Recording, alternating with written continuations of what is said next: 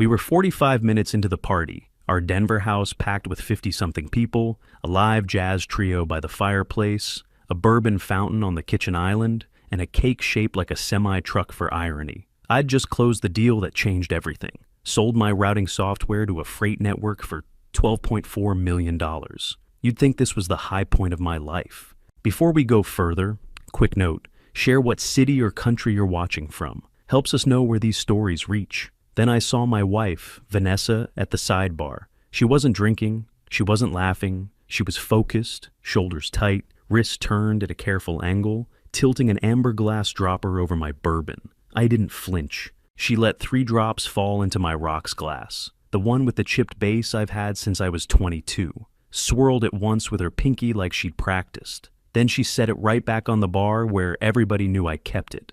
She turned and smiled at a guest like nothing happened. I stood at the edge of the kitchen and watched. I let her believe I hadn't seen. I walked over calm, picked up my glass and the clean one beside it, and scanned the room for the loudest person I could find. There she was, Lorraine, Vanessa's mom. Sequin silk dress, wrists full of fake diamonds, laugh like a chainsaw in a cave. I crossed the floor fast, glass in each hand. Vanessa was maybe 3 steps behind me. I didn't stop to check. Lorraine, I said, raising the glass meant for me. You should be the one to have the special pour. All your support over the years. I'd never have made it without it. She beamed like a Macy's float, took the glass, and toasted to sharpening Ethan's image. Then she swallowed half in one go. Lorraine's sentence trailed off halfway through her brag. Her eyes twitched. She swayed, knocked the glass to the hardwood with a clean crack. She grabbed the edge of a bar stool, then folded. There was a rasp, deep, wet, ugly, then foam at the corners of her mouth. People screamed. Phones came out. Someone yelled for an ambulance. I held the clean bourbon, still cool, untouched, and stood steady as chaos burst open around me. Vanessa dropped to her knees by Lorraine, wailing like a backup singer. My son, Caleb, froze by the fireplace, pale as the marble mantle behind him. I didn't speak. I didn't run.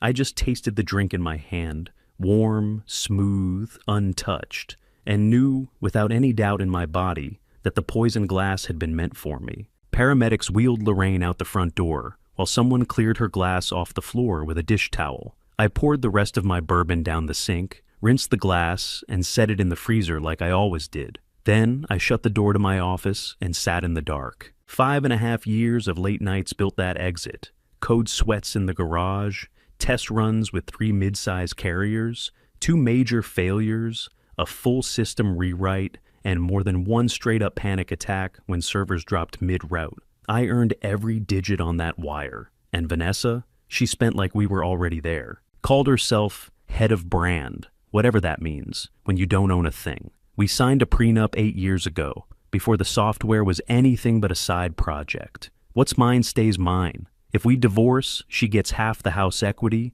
1 car, and maybe a cap support payout. If I die, whole different picture. My will was 4 years old, back when I thought we were still a team. That one leaves everything to her. Full estate, life insurance, assets. At the time, it made sense. But her boutique, this sad little shop in Cherry Creek, lost around 11 grand every month. She blamed location, economy, seasonal trends, but it was all trash. The lease alone was brutal. Then came the branded photo shoots, launch events with 10 guests, rented florals, collab makeup artists for limited drop looks. All of it fake.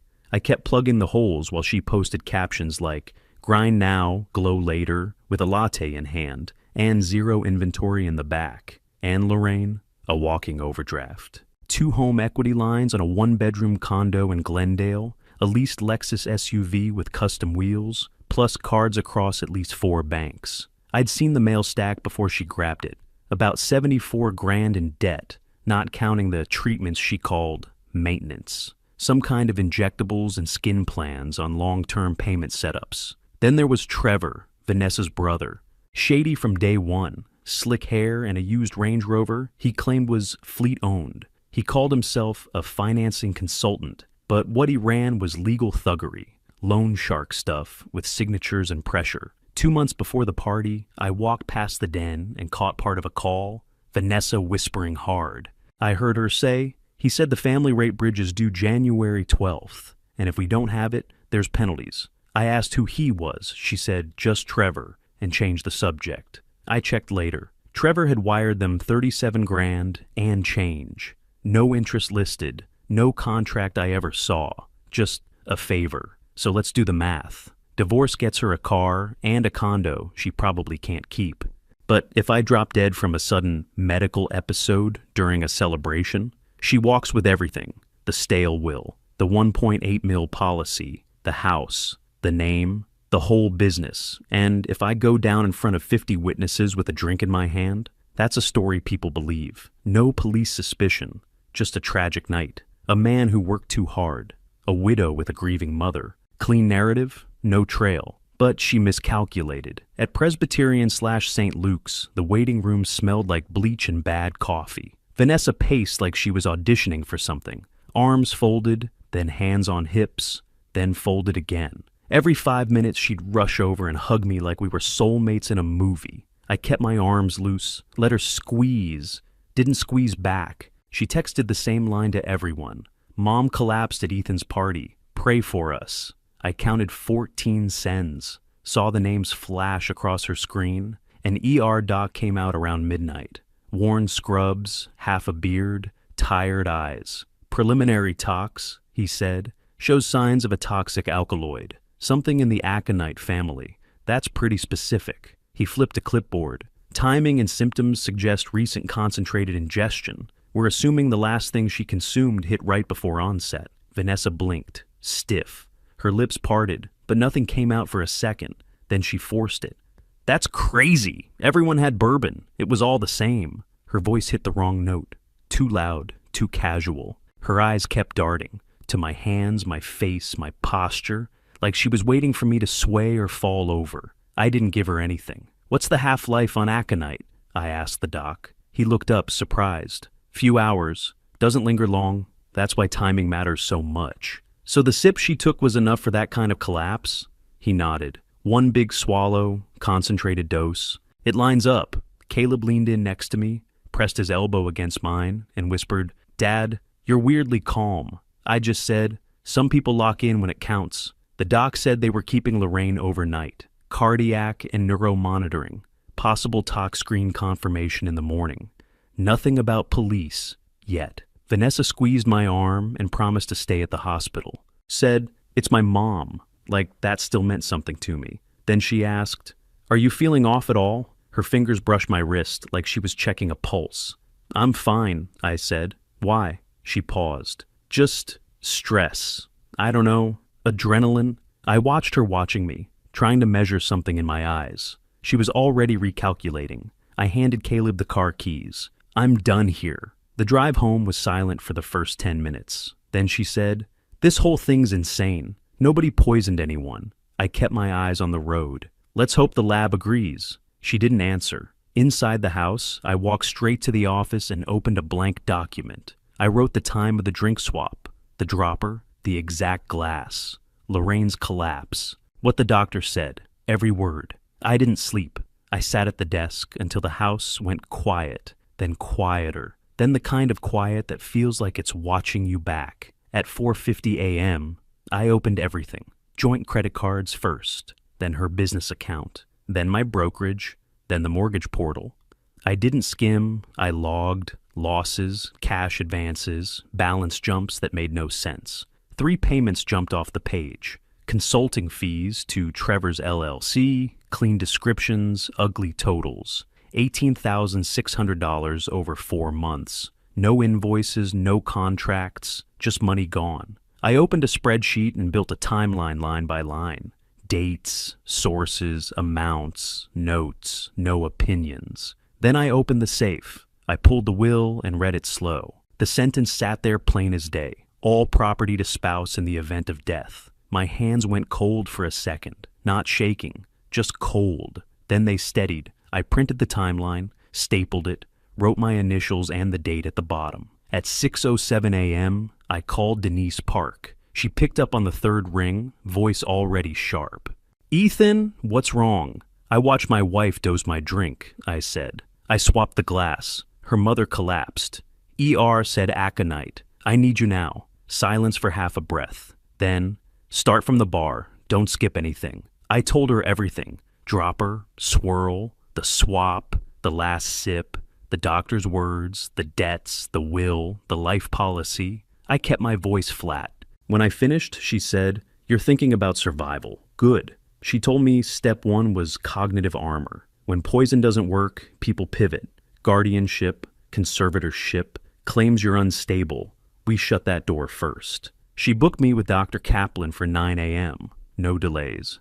By 8:30, I was in a quiet office with beige walls and a ticking clock. Dr. Kaplan didn't waste time. Memory lists, shapes copied from cards, drawing a clock face with the hands set to a specific time, math backward by 9s, current headlines, geography, proverb, meaning. He watched my eyes more than my answers. I finished the last task and set the pencil down. He nodded once. "You're fully oriented. No impairment. I'll sign." The report came back notarized before lunch. Clean, tight, court-ready. I emailed it to Denise from the parking lot. She moved fast after that. Fraud alerts on every account. Credit freezes. She drafted new trusts naming Caleb as the beneficiary and locked them behind her firm. She said we'd keep my name off anything public until we had more. Then she said, cameras. Today.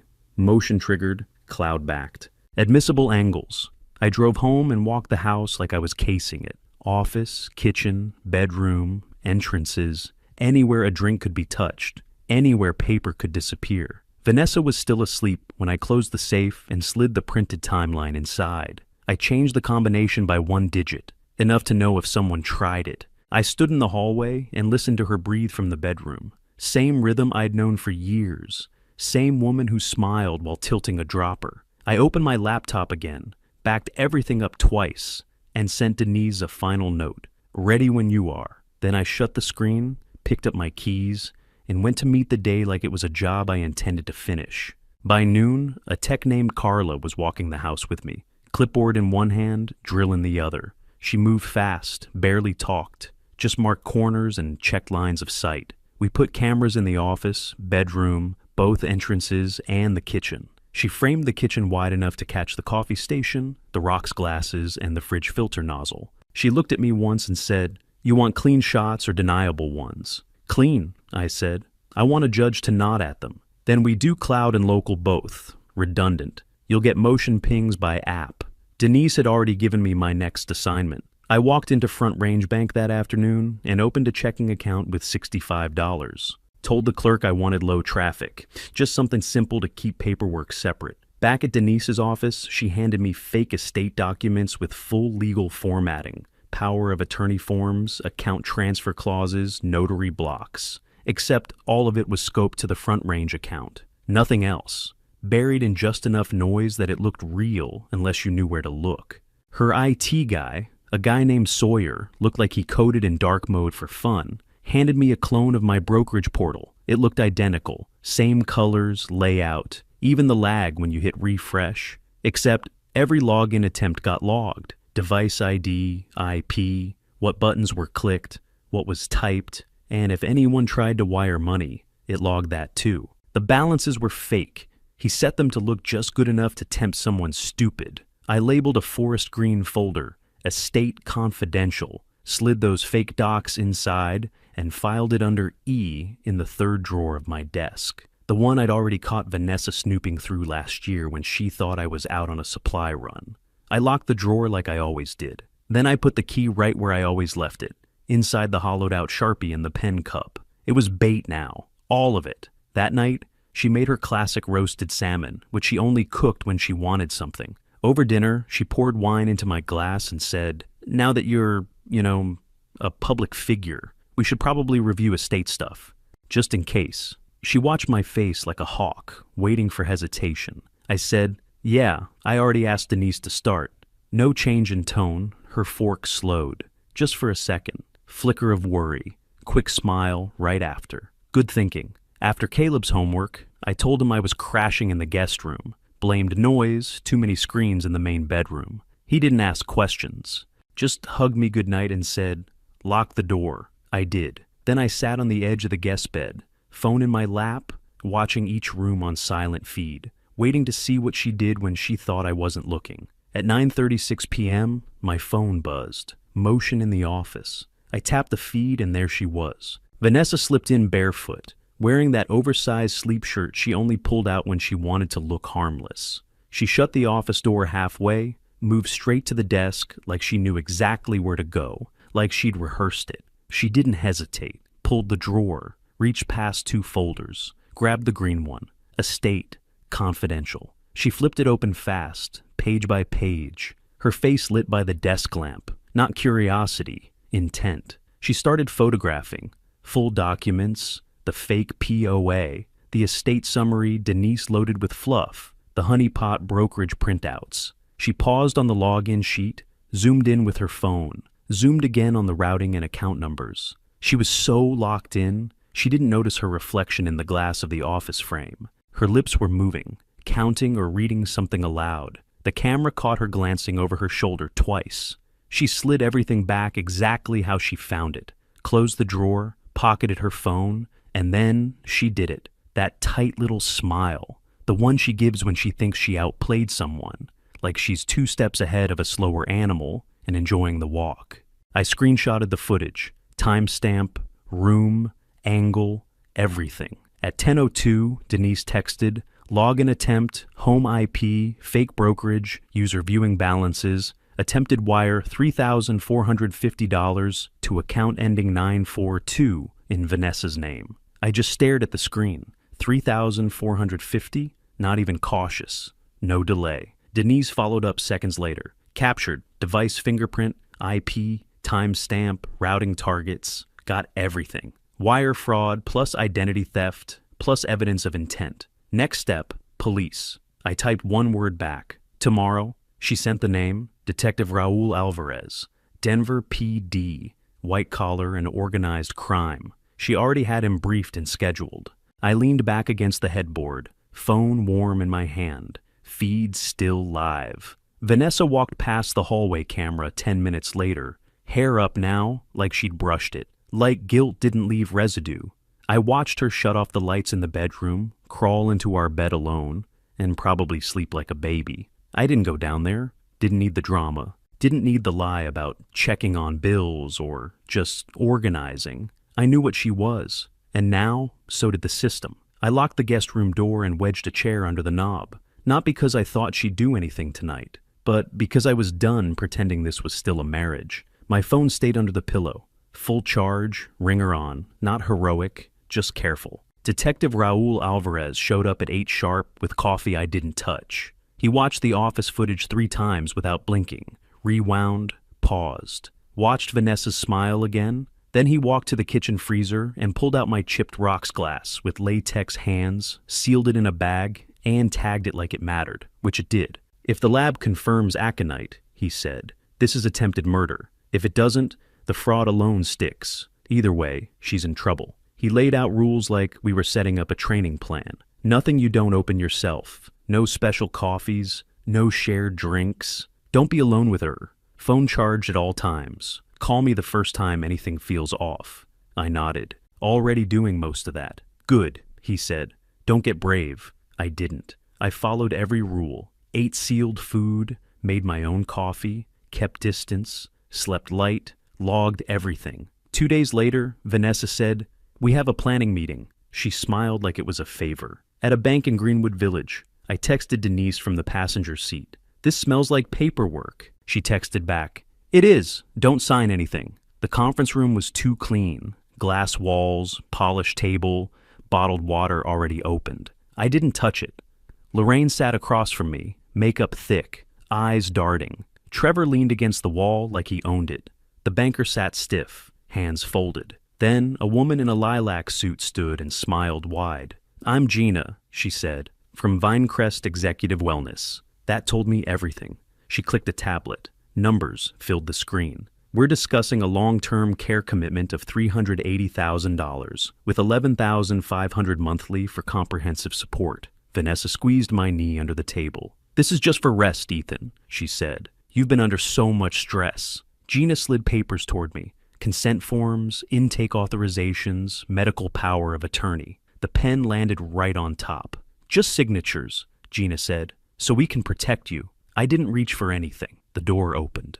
Denise walked in, calm, coat still on, like she'd timed it on purpose. She dropped a single document on the table. My real power of attorney. Clean, narrow. "Limited scope," she said. "One checking account only." She nodded at the banker. "Please process Vanessa's request from account ending 1735, the banker typed.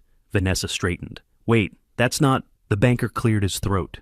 "Account 1735 shows a current balance of $65. The room froze. Lorraine blinked. Trevor pushed off the wall. Gina's smile slid off her face. Denise folded her hands. "That's the only account she has authority over." Vanessa's grip on my knee tightened, then loosened. "This is a misunderstanding," she said too fast. I leaned back in my chair and finally spoke.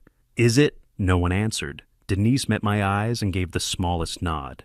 I stood up, pushed my chair in, and said, "We're done here," then walked out while they were still staring at the screen. The banker didn't rush it. He read the screen with a flat voice that cut through the room like a razor. "Account 1735, current balance, $65. Vanessa went sheet white. Lorraine blinked like someone smacked her with a light. Trevor locked his eyes on the door like he was waiting for it to open and save him. Gina from Vinecrest adjusted her posture and gave a professional nod, like she could still steer the room. She couldn't. "I think we may want to back up and begin with intake evaluations," Gina said, trying to recover. "This isn't about money. It's about wellness and burnout. Executive fatigue is a real—" Denise opened her leather folder and set a stack of documents on the table, like a judge laying down the law. Screenshots. Vanessa standing at my filing cabinet. Her phone camera pointed at fake documents. The honeypot login timestamps. The wire attempt, routing number, recipient account in Vanessa's name. "Intake's over," Denise said. "We're done pretending." 3 sharp knocks on the glass. Everyone turned. Detective Alvarez stepped in first, followed by a uniformed officer and a man in a Navy FBI jacket. Agent Milton, white-collar crimes unit. Alvarez held up a folder. "Vanessa Quinn," he said, calm and crisp. "You're under arrest for attempted murder, wire fraud, identity theft, and conspiracy to commit financial exploitation." The officer moved behind her as Alvarez read her rights. His voice didn't waver. Vanessa didn't resist, didn't ask why. The cuffs clicked behind her back. Lorraine started crying, real tears this time. Not the dramatics she pulled at dinner parties. Deep sobs, shoulders shaking. The banker took one full step back, like the table was suddenly radioactive. Trevor grabbed his phone, dialed fast, and whispered, "Get here now," like he was the one in cuffs. Gina didn't move, hands folded on her notepad. Still, silent, out of plays. Vanessa turned to me, that pleading face, wide eyes, lips parted, like if she looked soft enough, I might cave. I'd fallen for that face before, back when I still thought we were partners, back when I still thought love was something you prove by forgiving. Not today. I kept my voice low, calm, no emotion left in it. "I saw you dose my drink," I said. I switched it. Her mouth opened, but I kept going. "I logged you stealing, trying to move money, setting up signatures behind my back." She blinked. Her breath caught. Alvarez nodded to the officer, who started walking her toward the door. "You didn't marry a fool," I said. She stopped looking at me after that. They walked her out. Lorraine didn't follow. Trevor paced. Gina stood and smoothed her skirt, like any of that could undo what just happened. Denise packed up the documents, looked at me, and said, "Time to go home."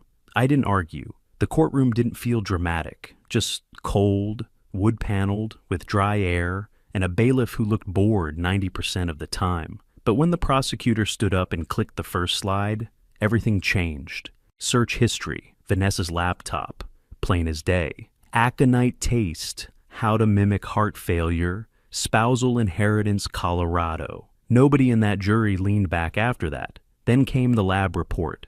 The state toxicologist took the stand with zero emotion. He said, "Aconitine confirmed in the bourbon residue.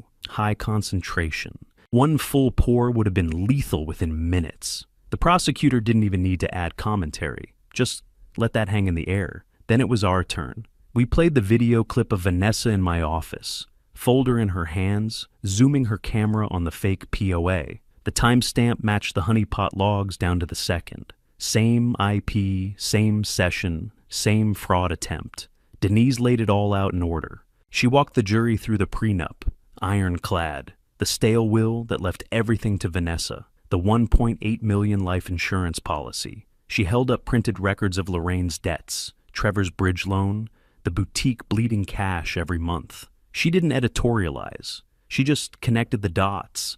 It wasn't emotional. It was clinical. The math made the motive. Doctor. Kaplan's report followed. Stamped, notarized, signed.